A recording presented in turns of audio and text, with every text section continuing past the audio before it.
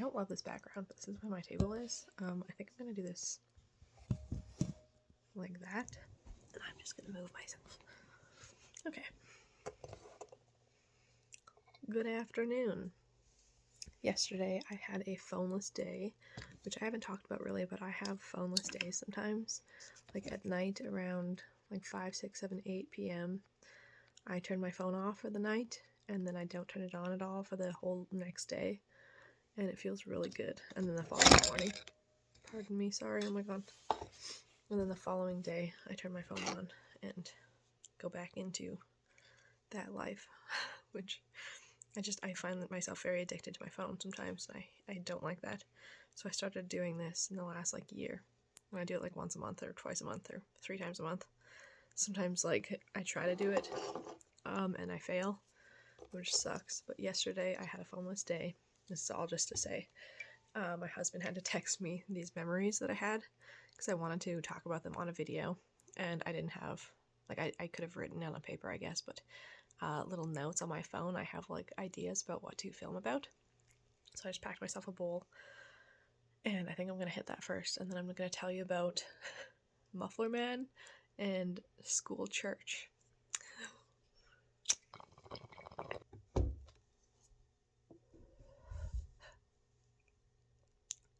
So firstly, Muffler Man, for some reason, oh yeah, so I had lunch with my mom the other day, and I was telling my husband that their neighbors are selling their house, which I'm surprised about because everyone in the neighborhood has been there since like before I was a kid, and I'm like 28, so that neighborhood's just like there to stay, you know what I mean?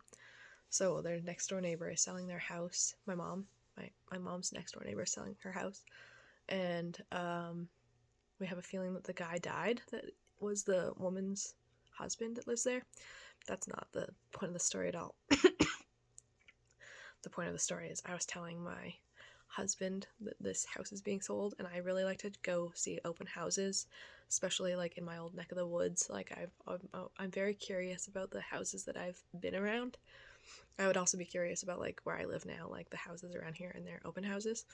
But yeah, so I was just telling him like, oh, I wish I would go see their open house if they have one. And he was like, oh, is that the guy that you called Muffler Man? And I was like, holy shit, you just grabbed something from the very back of my brain and pulled it right up front here, you know what I mean? When you have such like a dormant memory about something and someone else like triggers the word and you're like, holy shit, I forgot that I was in my brain somewhere. So that was really cool when he did that. So Muffler Man is not the guy that lives right beside my mom and my stepdad. He's the guy that lives across the street from them. They live on an acreage, so everyone has like a lot of land around. But Muffler Man, who lived across the street when I was a kid, whenever he came home, we just heard him for miles. There was way less sound pollution back when I was a kid, and I don't know, like you could just hear everything outside. So I remember hearing like Muffler Man coming home. And speaking of, I thought there was like 2 memories here, but I'm actually gonna throw in 3. Another memory I have on the acreage is we lost power a lot of the time, and it was like really cold when we lost power. And I have like a lot of memories.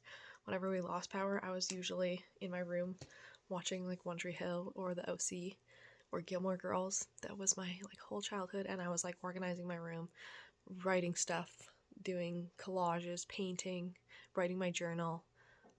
Pretty much the same kind of shit I do nowadays, I was doing as a kid by myself in my room. So while I was watching those like shows, but then whenever we lost power, I would be like, okay, and then I would like go and join the fam, and we didn't ever really eat dinner together. So like whenever we lost power, in my head right now when I'm telling this story, it's almost like my parents cut the power just to spend time with me. But that is not true. I'm sure that's not right, because it was like a little bit of a bummer for everyone, and it was colder because we lived on an acreage in Canada, so it's really cold here when we lose the power in the wintertime. But anyways, yeah, I remember losing power a lot as a kid, and then I would go and have to hang out with my parents, which was not the end of the world, I suppose.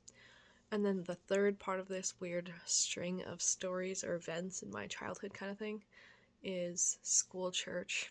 That's another like thing that I had my husband text me about, because of my phoneless day, I just wanted to like really remember every time that I ever had school church. So I went to a Catholic elementary school and a Catholic junior high school and a Catholic high school and a Catholic university. So I went to Catholic schools for like 17 years of my life, which is absolutely redonkulous because I stopped kind of buying into that in like grade like 3 or 4. I would say I was like agnostic ever since like grade 4-ish. I don't know what's going on. I don't know what's out there. I refuse to abide by one limited set of beliefs. I find that really restricting. So I don't like the lack of freedom that like most institutionalized religions give. So I've just always told people like that spiel, and I tell them that I'm agnostic. And going to like a Catholic school for like 15 years, everyone's like, oh my god, she's not even Catholic. But whatever. I remember going to this was all about, this is just in my head. I remember going to school mass like at least once a month. Like every time that there was a holiday, so Easter, which is like this weekend, we would have like Ash Wednesday, where we all got like ashes put on our forehead as little kids, like in the sign of a cross. Oh my god, I can't believe I just did that on myself. I'm kind of like, what's the word? Not paranoid, but not hypochondriac. What's that word? Superstitious. Yeah, I don't really buy into the ritualistic aspects of religion. But I definitely remember like Ash Wednesday we would go to mass, and then like an Easter service and stuff like that, and Good Friday. I'm sure that we lost days of school because of the holidays too. I think like obviously Easter Monday and maybe Good Friday was a holiday. I don't know. Anyways. And then Christmas, I remember Christmas being a big mass and stuff, and like end of the school year mass and beginning of the school year mass. And a lot of kids skipped mass, but like you'd get in trouble, and they almost always did get in trouble, and it was not worth it because you'd get like a detention. I'd rather just like go and tune out what was going on and then just go back to my life without getting in trouble. That's how I've been my whole entire life. And yeah, so I just remember like you walked most of my, so it was mostly like I guess it was like in the gym, right? But I remember most from like high school, where we had an actual like church across the street from my high school. I went to HGA in Okotoks, and there was like this gigantic school like probably a kilometer away, maybe half a kilometer away, that we would actually walk outside and to the church for our mass. That was a bummer, and that was a bitch, but that was how most people skipped, because you would just like actually have to leave buildings and stuff, and the teachers weren't always like 1, 2, 3, 4, 5, 6 to 30 or whatever kids were per class. The good thing was like when you were sitting beside friends that you could kind of like talk to, it was easier to like get in trouble, like shh, don't talk in church, than like to get in trouble for skipping it entirely. But I'd say like 95% of the kids that I went to school with were not religious, and I went to a Catholic school. But I would definitely say like 90 to 95% of us like are just like me, like agnostic, didn't give a shit. Like our parents just put us into this school. We have no options, you know what I mean? So yeah, that's been really funny, just childhood memories, I guess. I don't really know if people will enjoy this content, but I enjoy thinking about this. It triggers things in my mind, and it helps refresh stuff, which I love because my memory is really bad.